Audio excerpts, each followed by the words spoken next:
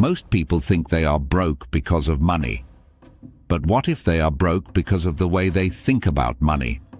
Not intelligence, not talent, not opportunity. Thinking.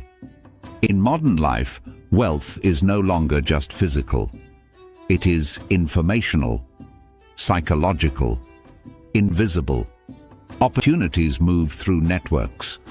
Value is created through ideas. Income often depends on how well you can perceive problems and design solutions. Yet many minds are trained for survival, not expansion. From childhood, most people are taught one equation: effort equals safety.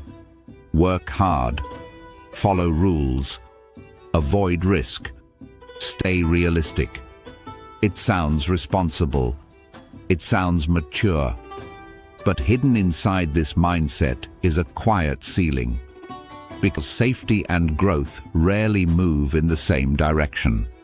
Imagine two people with the same salary.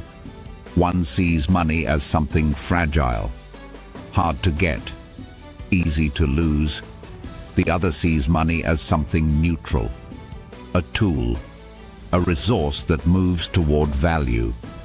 The first person avoids risk, delays decisions, waits to feel ready. The second experiments, learns, makes small bets, adjusts.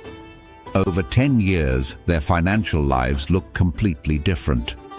Not because of income, because of interpretation. Your brain is a prediction machine.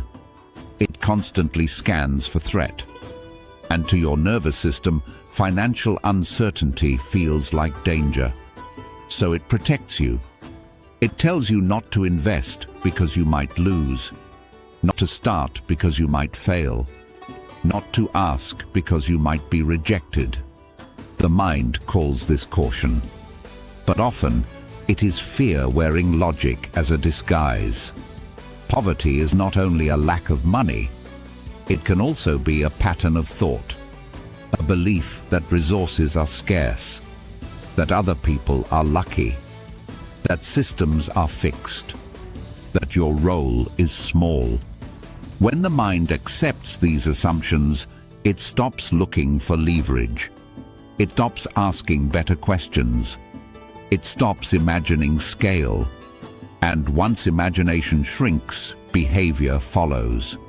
Modern economies reward asymmetric thinking. One idea can reach millions. One skill can compound for decades. One network connection can change trajectory. But a survival mind cannot see asymmetry.